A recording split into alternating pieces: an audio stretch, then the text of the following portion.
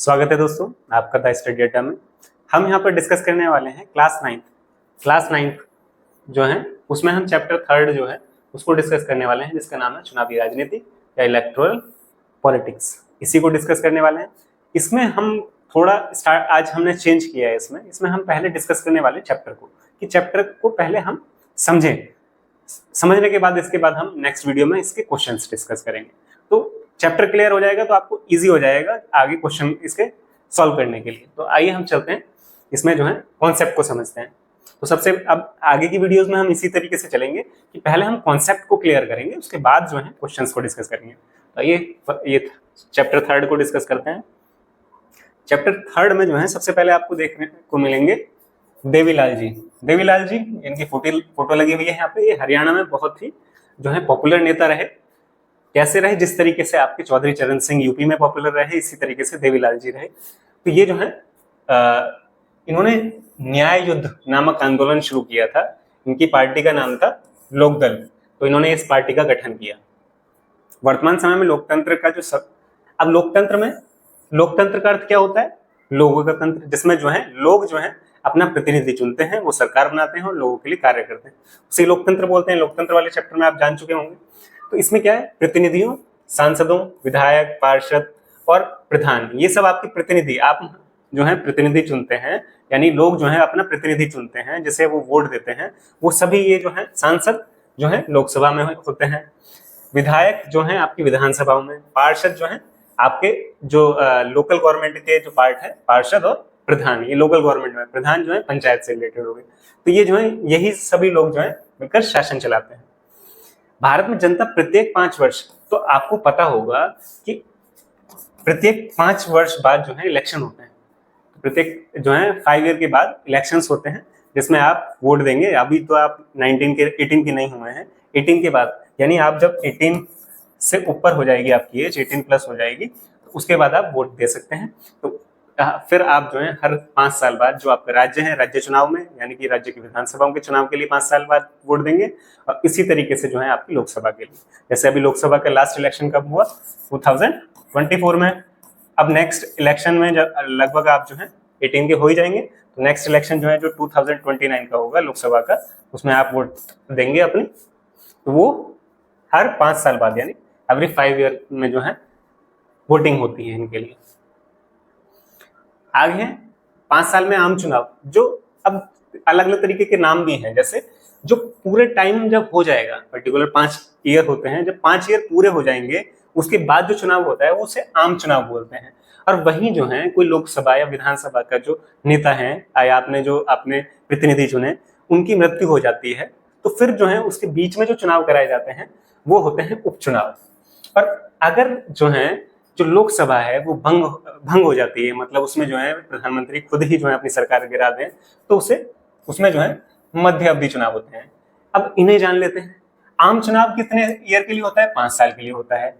उपचुनाव जो बचा हुआ समय होगा, यानी जो बचा हुआ समय होगा सिर्फ उसके लिए होता है उपचुनाव। यानी अगर जो है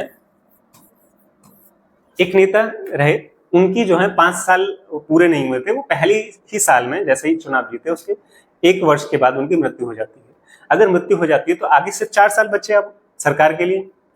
तो सरकार के लिए जो 4 साल बचे, उस शेष समय के लिए ही उपचुनाव होता है।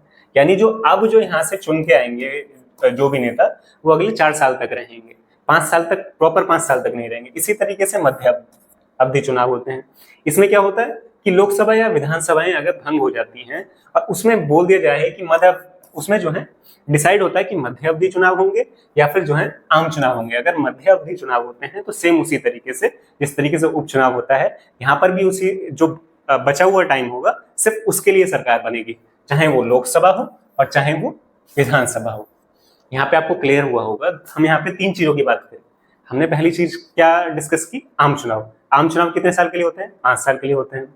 वहीं जो है उपचुनाव कोई जो हमारा प्रतिनिधि था लोकसभा का, विधानसभा का, या जो है हमारी स्थानीय जो सरकारें हैं उनमें से, तो 5 वर्ष से पूर्व उनकी जो है मृत्यु हो जाती है, तो उसके लिए उपचुनाव कराए जाते हैं। यानी बचे हुए समय के लिए वहां के जो नेता बनेंगे, प्रतिनिधि बनेंगे, वो बचे हुए समय के लिए बनेंगे।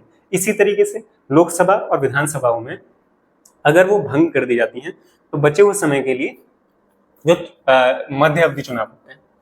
क्लियर हो गया होगा आपको तीनों पॉइंट। अब आगे चुनाव जो है के उद्देश्य से देश को अनेक क्षेत्रों में बांटा जाता है। जैसे आप जो है 3 तरीके से जो है, एक अपने सांसद को वोट देंगे, एक अपने विधायक को वोट देंगे,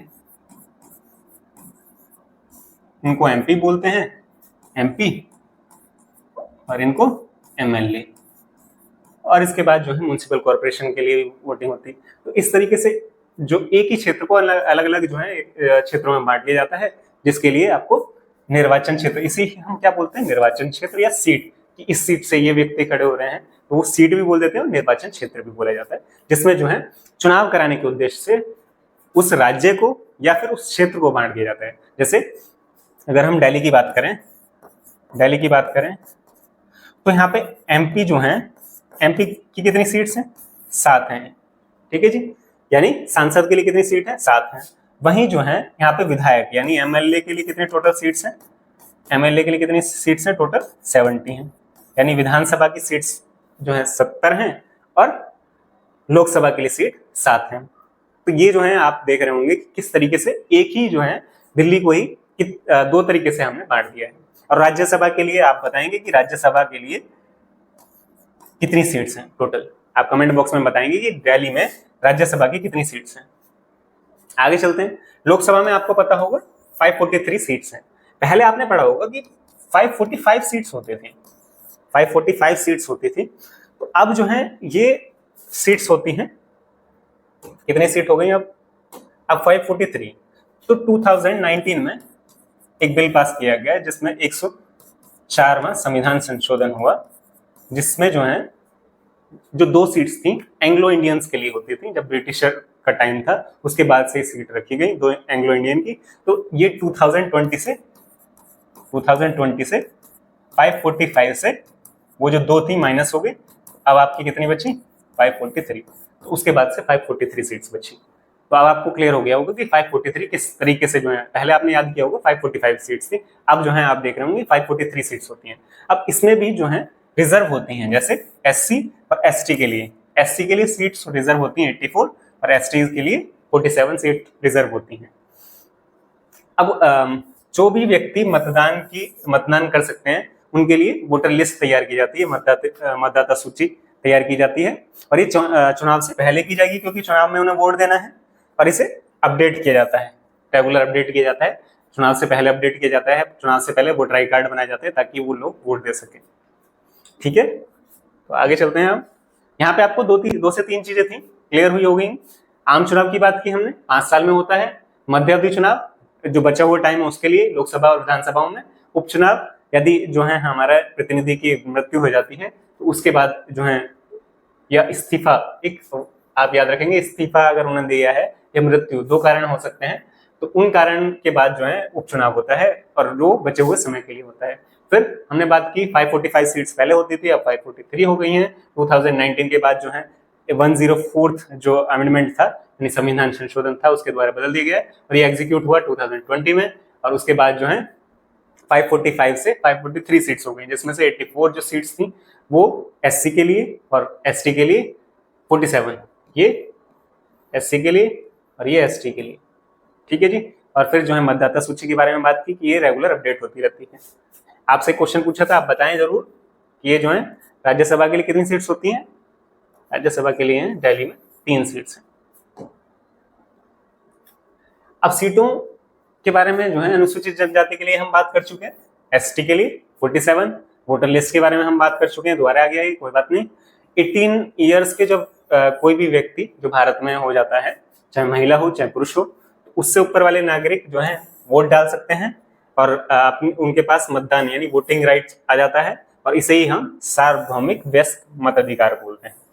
ठीक है जी, जिसमें जो है 18 ईयर से ऊपर सभी जो लोग हैं वो वोट डाल सकते हैं। चुनाव संपन्न कराने के लिए एक निष्पक्ष जो है हमें संस्था की जरूरत थी, वो कौन है, वो चुनाव आयोग है। ये संस्था का नाम है भारत में चुनाव आयोग, जो कि निष्पक्ष रूप से चुनाव कराती है। इसमें जो है हमने 2 टॉपिक्स पे बात की, सार्वभौमिक वयस्क मताधिकार, जिसमें जो है 18 वर्ष से ऊपर जो व्यक्ति हैं, महिला या हो या पुरुष हो, वो उनके पास जो है मतदान का अधिकार आ जाता है, उसे सार्वभौमिक वयस्क मताधिकार बोलते हैं। और चुनाव आयोग वो संस्था है जो हमारे यहाँ चुनाव कराती है, जो कि निष्पक्ष रूप से कराती है चुनाव। अब जो राष्ट्रीय मतदाता दिवस है, राष्ट्रीय मतदाता दिवस मनाया जाता है 25 जनवरी, क्योंकि 25 जनवरी 1950 को क्या हुआ था, 1950 को जो हमारा इलेक्शन कमीशन है उसकी स्थापना हुई थी, उसी के बाद से जो है ये मनाया जाता है। और इस दिन जो है जो हमारे वोटर्स हैं उन्हें जागरूक करने के लिए ये दिन मनाया जाता है। चुनाव एक ऐसी जो है व्यवस्था है जो नियमित अंतराल पर अपने प्रतिनिधि को चुन सके हम, और हम बदल भी सकते हैं।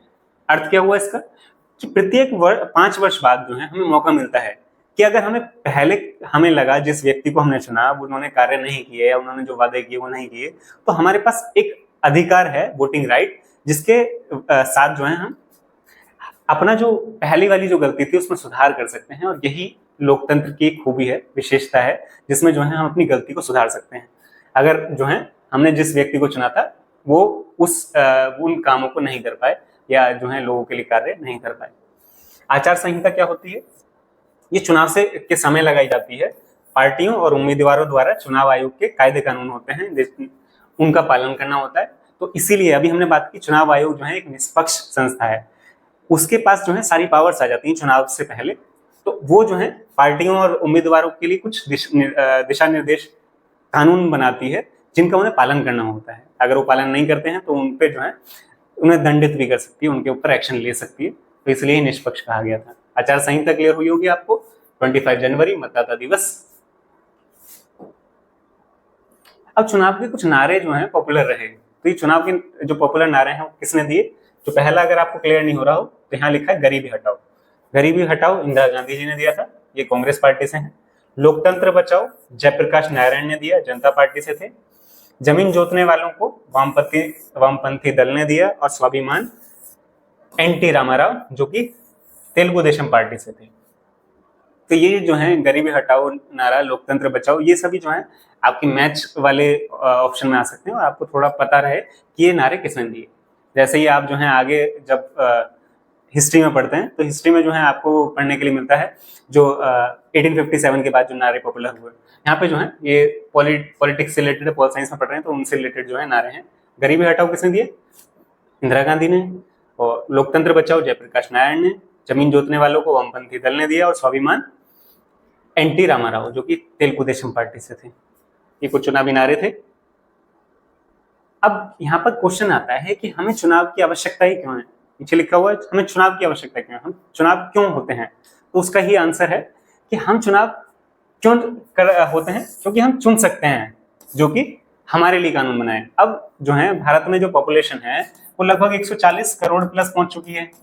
अब 140 करोड़ सभी लोग तो मिलकर जो है अपने लिए कानून नहीं बना सकते। उनको एक साथ बिठाकर बोला जाए कि आप सब कानून अपने लिए निर्माण करें तो वो पॉसिबल नहीं है।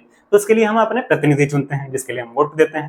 तो वो जो है फिर हम चुनाव कराकर उन प्रतिनिधियों को अपनी सरकार बनाने का मौका देते हैं। और वो जब सरकार बना लेंगे तो हमारे लिए कानून बनाएंगे।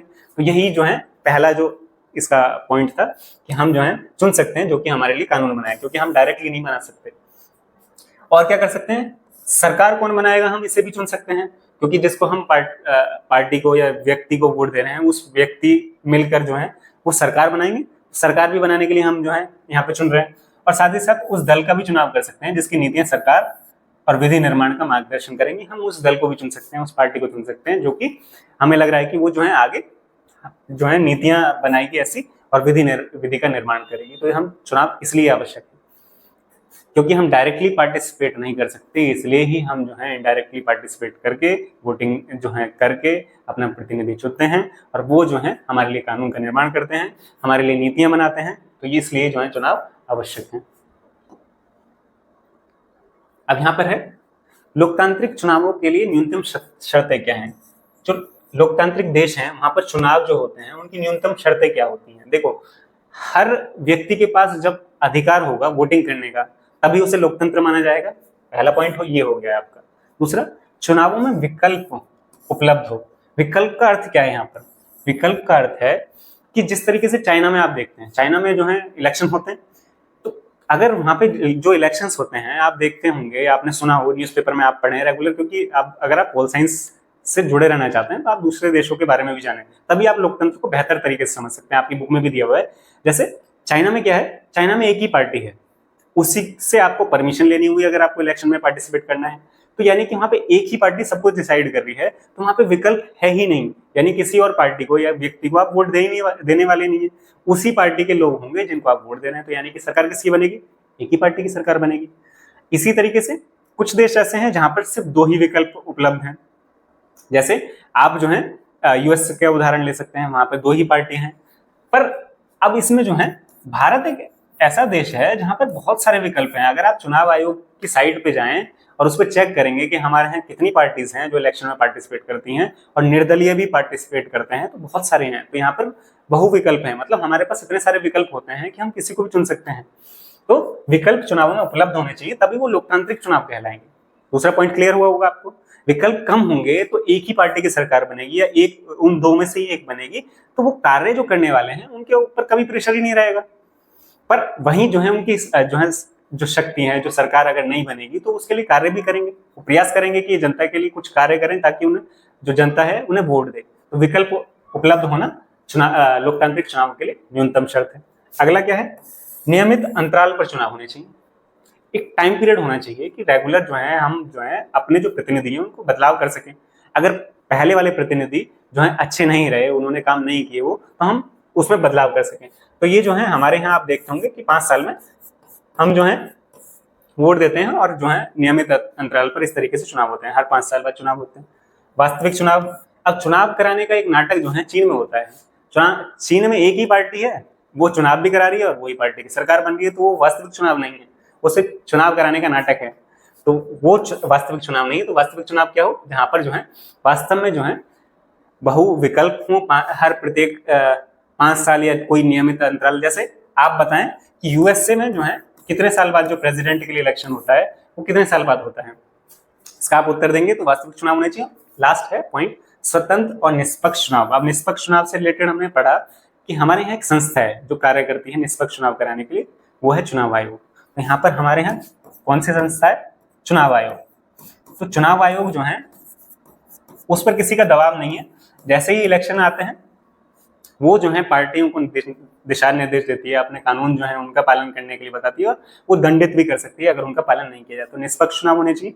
ये 5 जो है न्यूनतम शर्तें हैं। जैसे सभी को मताधिकार मिलना चाहिए, विकल्प होने चाहिए हमारे पास जो है वोटिंग करने के लिए, बहुत सारी पार्टीज हों जिनको हम जो है विकल्प के तौर पर चुन सके, नियमित अंतराल पर चुनाव होने चाहिए, वास्तविक चुनाव होने चाहिए, स्वतंत्र और निष्पक्ष चुनाव होने चाहिए। यूएसए के लिए आपसे पूछा था, यूएसए में कितने साल बाद होते हैं चुनाव, हर 4 साल बाद। हर 4 साल बाद वहां पे प्रेसिडेंट चुना जाता है।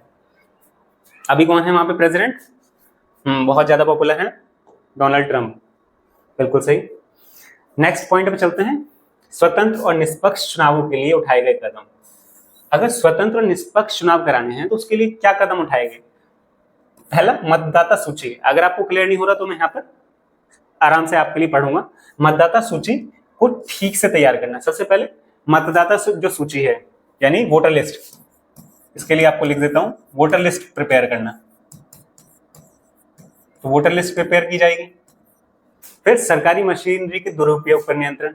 जो भी जो है सरकार से रिलेटेड जो चीजें हैं, मशीनरी मतलब जिसमें उसमें सारे ही सरकार से रिलेटेड जो लोग हैं उनका दुरुपयोग ना किया जाए, चाहे वो व्हीकल्स हो चाहे वो लोग हों सरकारी, उनका जो है चुनावों में जो है दुरुपयोग ना किया जाए, उनका उस समय यूज ना किया जाए, क्योंकि उस समय जो है वो कार्य नहीं, ना तो आप जो है व्हीकल यूज कर सकते, गवर्नमेंट की कुछ भी चीज जब चुनाव होंगे आचार संहिता लग जाएगी, उसके बाद जो है आप कुछ भी चीज यूज नहीं कर सकते, तो उसका दुरुपयोग ना हो।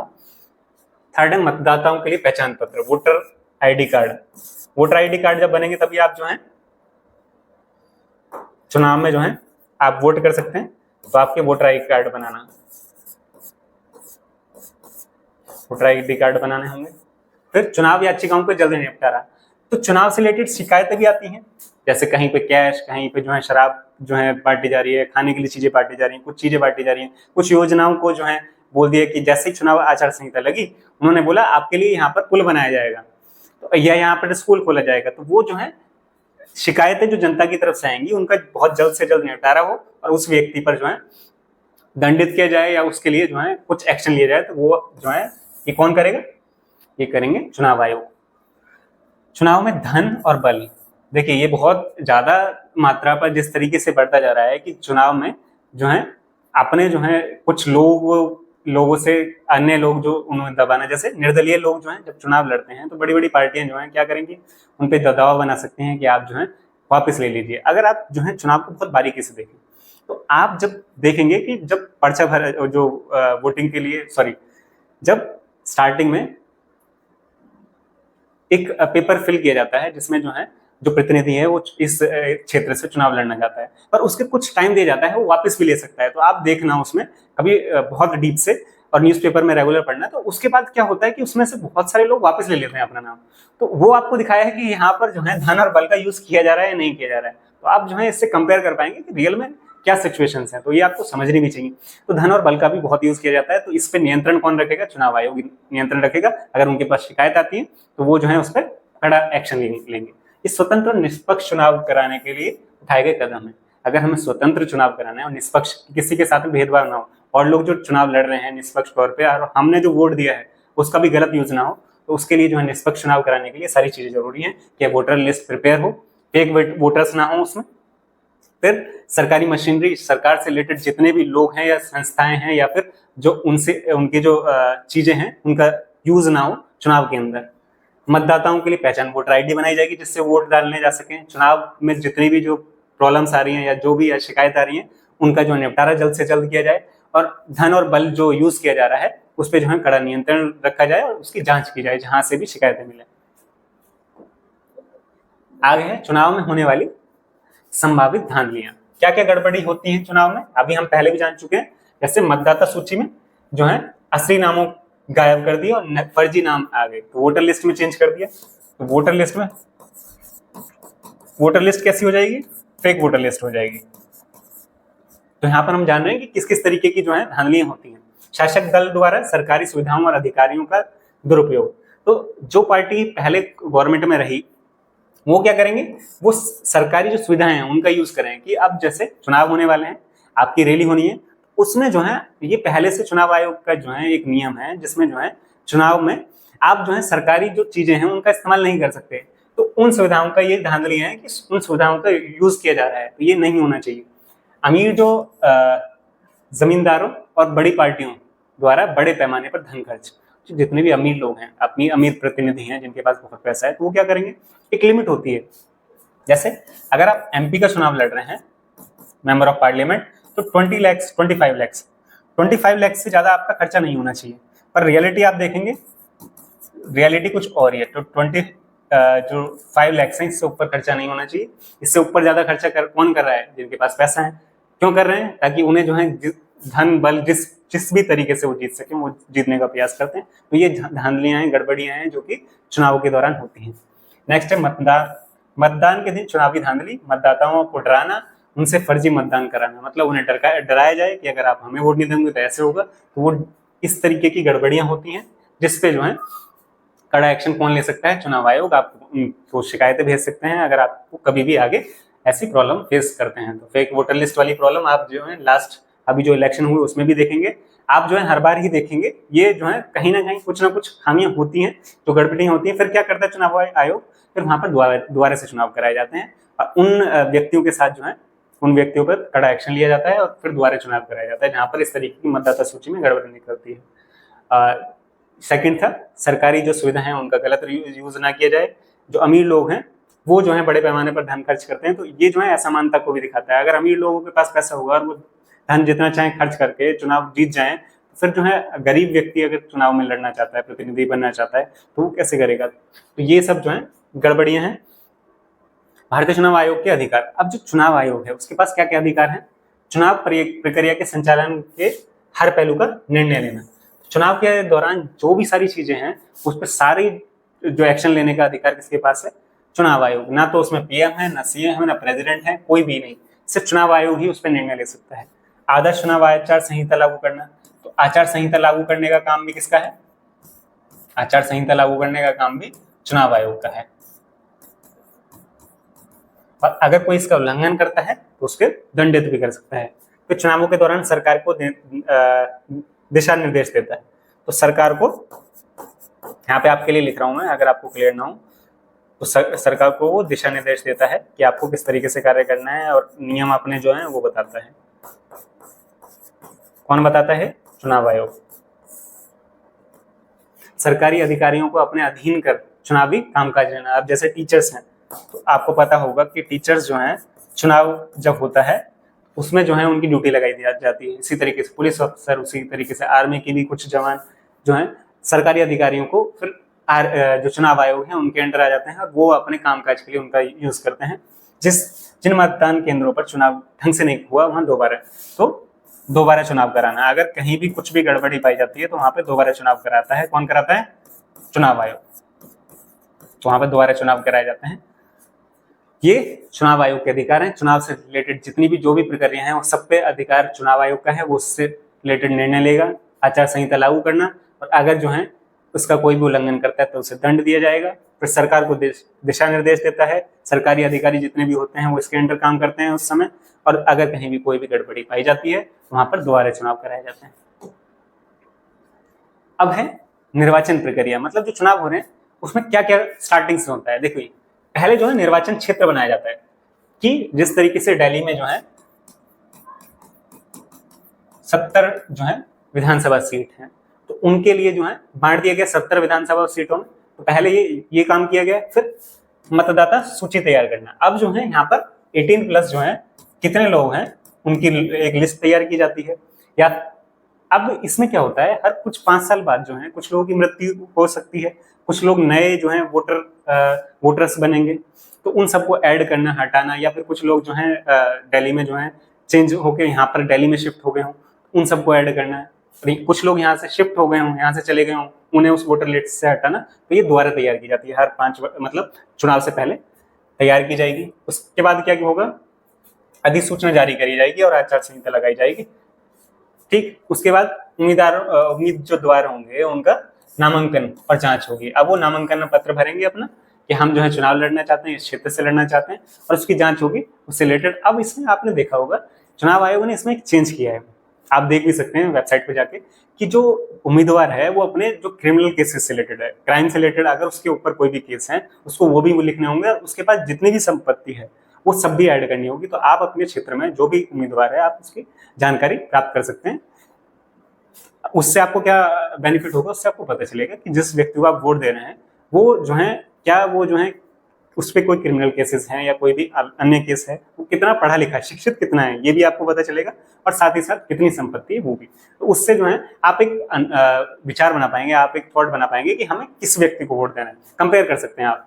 चुनाव चिन्ह का आवंटन, फिर इसके बाद इन्हें चुनाव चिन्ह प्रदान किया जाता है। जब उनका नामांकन पत्र भर जाता है और जांच कर ली जाती है तो उनको एक चिन्ह दिया जाता है, चुनाव का चिन्ह। फिर उसके बाद चुनाव अभियान, जो रिलीज होती है चुनाव से पहले, वो रिलीज का समय दिया जाता है। उसके बाद फिर मतदान, आप वोटिंग करने जाएंगे और उसके बाद उसका मतगणना होगी, उनकी जो आपने वोट दिए हैं उनकी गणना होगी, मतलब काउंटिंग होगी, और उसके बाद परिणाम की घोषणा होगी कि कौन व्यक्ति जीता है। तो निर्वाचन प्रक्रिया में विभिन्न चरण हैं कि किस तरीके से चुनाव होता है, कि पहले क्षेत्र में बांटा जाता है, फिर मतदाता सूची तैयार की जाती है, फिर आचार संहिता लगाई जाती है, फिर उम्मीदवार अपना नामांकन पत्र भरता है, चुनाव चिन्ह प्रदान किए जाते हैं, चुनाव अभियान होता है, रिलीज होती हैं, मतदान किया जाता है, उसके बाद आपका उनकी गणना होती है, मतदान जो आपने किया मतों की गणना हुई, यानी वोटर जो आपने वोट किए उनकी काउंटिंग हुई, और लास्ट में रिजल्ट आएगा उसका कि किसकी सरकार बनी। अब स्वतंत्र और निष्पक्ष जो चुनाव है कराया जाता है उसमें चुनौतियां क्या आ रही हैं। तो अमीर उम्मीदवार, इस पर हम पहली बात कर चुके, उम्मीदवार क्या करेगा, अमीर जो व्यक्ति है या फिर जो पार्टी है जिसके पास बहुत ज्यादा पैसा है वो गलत तरीके से चुनाव जीतना चाहेगा, पहली बात। दूसरा, आपराधिक जो पृष्ठभूमि वाले उम्मीदवार हैं उन्हें रोकना चाहिए। क्यों? क्योंकि वो आगे क्राइम ही बढ़ाने वाले हैं। इस तरीके की प्रवृत्ति, जिनके जो पहले से ही आपराधिक पृष्ठभूमि वाले व्यक्ति रहे हैं, तो अगर उन्हें टिकट मिल जाता है तो आगे भी उसी तरीके से चलने वाले हैं। पहली बात तो इस पे पार्टीज जो हैं उनको जो है एक निर्णय लेना चाहिए कि हम इस तरीके की जो पृष्ठभूमि वाले व्यक्ति हैं उनको हमें टिकट ही नहीं देना है। और इस पे फिर जो है अगर पार्टीज जो है इस पर निर्णय नहीं ले पाती, तो हम वोटर्स जो हैं हमें एक निर्णय लेना चाहिए। आपको भी मैंने बताया कि हमें जो है इन सभी व्यक्तियों से रिलेटेड, हमारे जो उम्मीदवार हैं उससे रिलेटेड हमें जानकारी उपलब्ध है। हमें पता है कि उनके ऊपर कोई केस है, वो कितने पढ़े लिखे हैं, उनकी जो है कितने जो है उनके पास पैसे हैं, मतलब कैश में या जो भी है उनके पास संपत्ति है। तो उससे हम अंदाजा लगाएं कि हम ये व्यक्ति जो है आगे कुछ इस तरीके की पृष्ठभूमि वाला तो नहीं है, आपराधिक पृष्ठभूमि वाला व्यक्ति तो नहीं। अगर है तो हम पहले ही उसे बाहर कर दें, हम पहले ही उस तरीके की पृष्ठभूमि वाले व्यक्ति को वोट ना दें। इससे क्या होगा, इससे इस तरीके की छवि वाले व्यक्ति जब राजनीति में नहीं आएंगे तो उससे क्या होगा, जनता का भला होने वाला है, क्योंकि इस तरीके की पृष्ठभूमि वाले व्यक्ति जो है ऐसे ही कार्य करने वाले हैं। तो हमें जो है इस कैसा हम समाज चाहते हैं उस तरीके के व्यक्ति हमें चुनने होंगे। आगे चलते हैं, चुनाव में जनता के समक्ष जो है उम्मीदवारों के ढंग के विकल्प प्रस्तुत करना, कि जनता के सामने विकल्प, यहीं पे यही बात कर रहे थे कि पार्टी कुछ ऐसे विकल्प जो है लेकर आए हैं कि जो शिक्षित हों, ऐसे उम्मीदवार हैं जो शिक्षित हों। देखो, संपत्ति हो या ना हो, पहले शिक्षित हों, उनके विचारों में जो है मॉडर्न हों उनके विचार, ऐसे ना हो कि वो बिल्कुल जड़ में है, जिनमें जो है वो महिलाओं से संबंधित ऐसी ऐसी बातें बोल देते हैं जो है एक प्रतिनिधि के मुंह से अच्छा नहीं लगता। एक जो है जनता ने कि इतने लाखों करोड़ों लोगों ने इस व्यक्ति को चुना और वो जो है महिलाओं के प्रति इतने जो है कटु जो वाक्य का प्रयोग करें, तो वो अच्छा नहीं लगता। तो इस तरीके के हम पहले ही अच्छे उम्मीदवार लेकर आए जनता के समक्ष, ताकि जो है चुनाव के बाद जो है कुछ चेंज भी आ सकते हैं देश में। बड़ी पार्टी द्वारा छोटे दलों और निर्दलीय उम्मीदवारों को परेशान करने से रोकना, तो बड़ी पार्टियां या फिर जो छोटे उम्मीदवार हैं जो निर्दलीय हैं उन्हें परेशान किया जा सकता है। तो ये सब चुनौतियां हैं जो चुनाव, निष्पक्ष चुनाव के या स्वतंत्र चुनाव के समक्ष आती हैं। तो ये जो है हमारी क्लास थी जिसमें हमने कॉन्सेप्ट समझा। अब जो है हम अगली क्लास में इससे संबंधित जो भी क्वेश्चंस हैं उन्हें डिस्कस करेंगे, और आपको भी जो है आप लगेगा कि कॉन्सेप्ट जब क्लियर हो जाता है तो उसके बाद क्वेश्चन डिस्कस करने में बहुत मजा आता है, आपको जो है इंटरेस्ट आएगा और आप बहुत जल्दी से आंसर निकाल लेंगे। तो अब जो है हम नेक्स्ट क्लास में बात करेंगे इसके क्वेश्चन की। Thank you guys, thanks for watching. हमारे चैनल को जो है सब्सक्राइब करना ना भूलें, इस वीडियो को शेयर करें अपने दोस्तों के साथ और लाइक करें। Thank you.